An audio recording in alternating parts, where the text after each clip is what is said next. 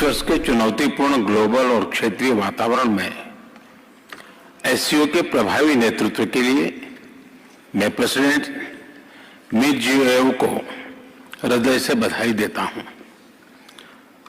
आज जब पूरा विश्व महामारी के बाद आर्थिक रिकवरी की चुनौतियों का सामना कर रहा है, एससीओ की भूमिका बहुत महत्वपूर्ण है।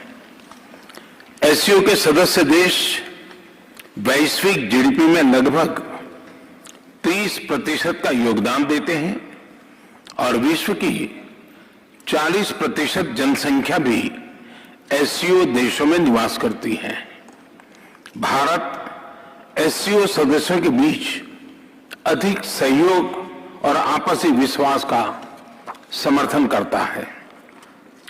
महामारी और यूक्रेन के संकट से ग्लोबल सप्लाई चेन्स में कई बाधाएं उत्पन्न हुई, जिसके कारण पूरा विश्व अभूतपूर्व ऊर्जा एवं खाद्य संकट का सामना कर रहा है।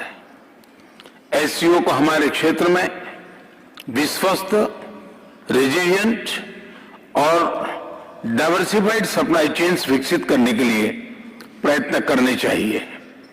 इसके लिए बेहतर कनेक्टिविटी की आवश्यकता तो होगी ही, साथ ही यह भी महत्वपूर्ण होगा कि हम सभी एक दूसरे को ट्रांजिट का पूरा अधिकार दें।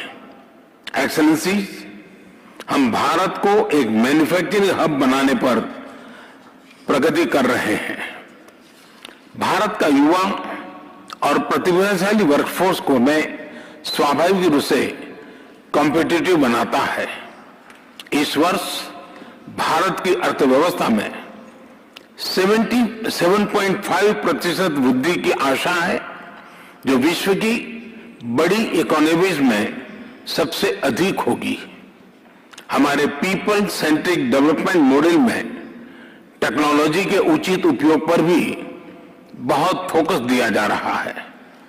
हम प्रत्येक सेक्टर में इनोवेशन का समर्थन कर रहे हैं। आज भारत में 70,000 से अधिक स्टार्टअप्स हैं, जिनमें से 100 से अधिक यूनिकॉर्न है।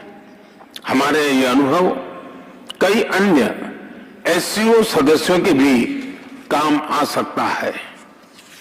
इसी उद्देश्य से हम एक नए special working group on startups and innovation की स्थापना करके एससीओ के सदस्य देशों के साथ अपना अनुभव साझा करने के लिए तैयार है। एक्सेलेंसी, विश्व आज एक और बड़ी चुनौती का सामना कर रहा है और यह है हमारे नागरिकों की खाद्य सुरक्षा सुनिश्चित करना। इस समस्या का एक संभावित समाधान है मिलेट्स की खेती और उपभोग को बढ़ावा देना। मिलेट्स एक ऐसा सुपरफूड है जो न सिर्फ एससीओ देशों में बल्कि विश्व के कई भागों में हजारों सालों से उगाया जा रहा है और खाद्य संकट से निपटने के लिए एक पारंपरिक, पोषक और कम लागत वाला विकल्प है।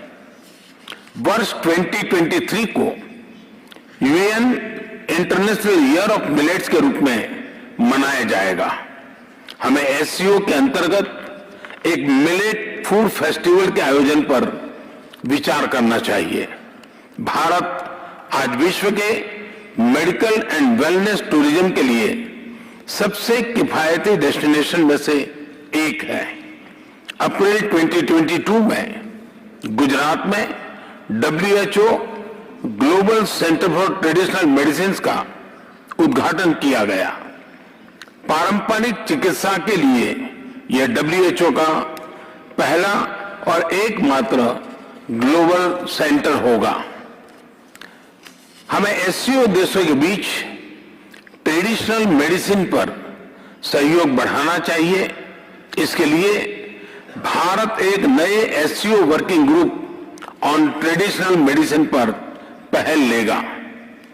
अपनी बात समाप्त करने से पहले मैं प्रेसिडेंट मेदवेदेव को आज की बैठक के उत्कृष्ट संचालन और उनके गर्मजोशी से भरे आतिथ्य के लिए फिर से धन्यवाद अदा करता हूं।